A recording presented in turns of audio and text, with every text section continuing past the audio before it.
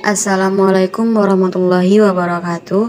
Perkenalkan, nama saya Evit Jelita Nur Ilahi dengan nomor NIM 2021691069. Di sini saya akan mempresentasikan mengenai resensi film yang berjudul Mirasel Insel nomor 7. Film ini mengangkat kisah tentang seorang ayah yang memiliki keterbelakangan mental dan dipisahkan dengan seorang anaknya. Judul Mirasel Insel nomor 7, pemain Ryu Seung-rong sebagai Lee Yong-gu, Kang So-won sebagai Ye Sung, Park Shin-hye sebagai Ye Sung dewasa, Jung Jin-yoon sebagai Jang Min-wan, Oh Dal-soo sebagai So Yang-ho, Park Won-sang sebagai Choi Chun-ho, Kim Jung-tae sebagai Kang Man-bum, Jung Man-sik sebagai Shin Bong-sik, Kim Gi-chon sebagai Tetua Seo, dengan produser Kim Min-ki dan Lee Sang-hun. Disutradarai oleh Lee Hwan-kyung, ditulis oleh Lee Hwan-kyung, Yoo Young-ah, Kim Hwang-sung, dan Kim Min-sok. Dirilis pada tanggal 23 Januari 2013 dengan durasi 127 menit di negara Korea Selatan dengan genre drama atau komedi. Nah, awal cerita ini adalah ketika Ye Sung, putrinya, mempunyai satu keinginan. Keinginannya ini sangat sederhana, yakni membeli tas kuning bergambar Sailor Moon. Ye Sung dan ayahnya selalu melewati toko tas tersebut untuk mengintip dari kaca dan berandai dapat segera memiliki tas Sailor Moon itu. Namun sang ayah belum mempunyai uang untuk membeli tas tersebut. Saat sudah memiliki uang yang cukup, mereka berdua kembali ke toko tersebut untuk membelinya, tetapi tas tersebut sudah dibeli oleh seorang anak komisaris polisi. Nah, pada suatu hari si anak komisaris polisi ini menghampiri si ayah Ye Sung yang sedang bekerja dan berbicara kepada ayah Ye Sung bahwa dia mengetahui di mana dia mendapatkan tas kuning bergambar Sailor Moon itu, dan anak ini menyuruh ayahnya Ye Sung mengikutinya. Pada saat mengikuti anak komisaris itu, anak itu terjatuh lalu meninggal. Nah, berawal dari sini kesalahpahaman saksi yang melihat. Padahal si ayah ini berusaha menolong si anak tersebut. Saat itu si anak ini terpeleset di genangan salju, yang memang pada saat itu suhu di Korea ini yaitu di atas 0 derajat Celcius. Si ayah ini berusaha menolong si anak ini melalui teknik pemberian napas buatan atau yang biasa disebut dengan CPR. Ini adalah upaya pertolongan medis untuk mengembalikan kemampuan bernapas dan sirkulasi darah dalam tubuh. Terhentinya aliran darah atau pernapasan bisa memicu kerusakan otak yang dapat mengakibatkan seseorang meninggal dalam hitungan 8-10 menit. Nah, pada saat yang tepat ada seorang saksi yang melihat kejadian ini. Saksi ini mengira si ayah Ye Sung ini melakukan kekerasan seksual terhadap anak ini. Nah, dari penyebab itu, ayah Ye Sung terjebak dalam sebuah kasus dengan tuduhan penculikan, kekerasan seksual, hingga pembunuhan pada anak komisaris polisi tersebut. Dan juga karena keterbelakangan mental yang dia miliki, si ayah ini tidak bisa mengelak ketika dia dituduh, meskipun nyatanya ia tidak melakukannya. Kemudian Ye Sung dan ayahnya harus berpisah. Ye Sung menunggu ayahnya pulang ke rumah, namun si ayah ini tak kunjung datang. Dan Ye Sung dikirim ke sebuah lembaga pengasuhan, sedangkan ayahnya yang diperankan oleh Lee Yong-gu ini dimasukkan ke dalam sel penjara nomor 7. Sel ini memiliki tingkat keamanan yang sangat tinggi.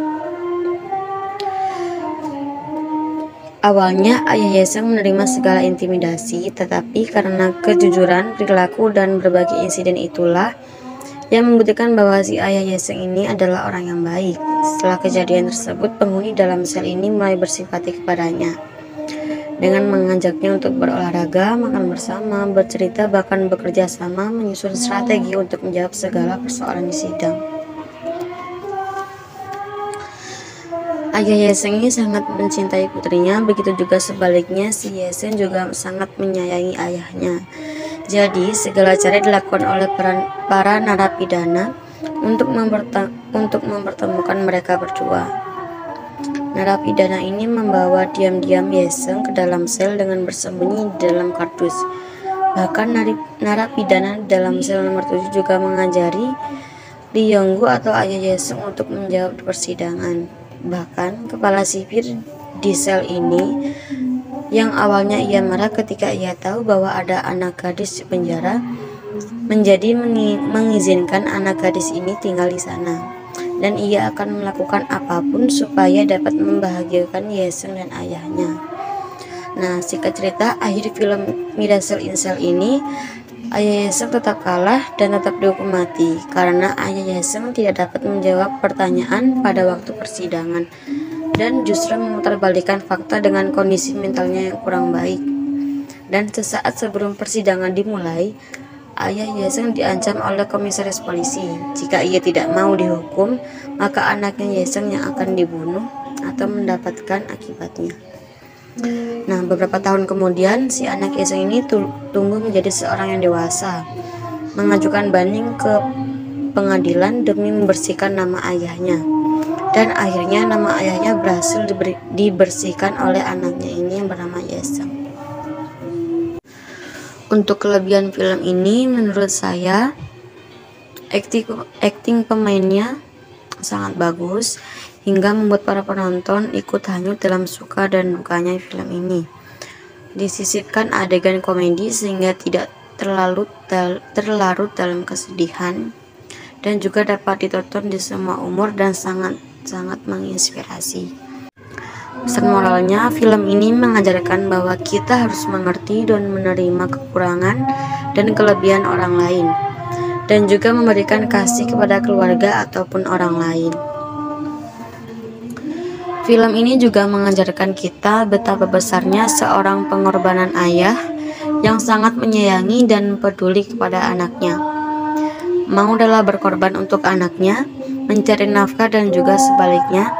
Seorang anak yang juga mengasihi ayahnya dan sangat menyayangi ayahnya walaupun sebagai orang tua masih memiliki banyak kekurangan dalam hal fisik.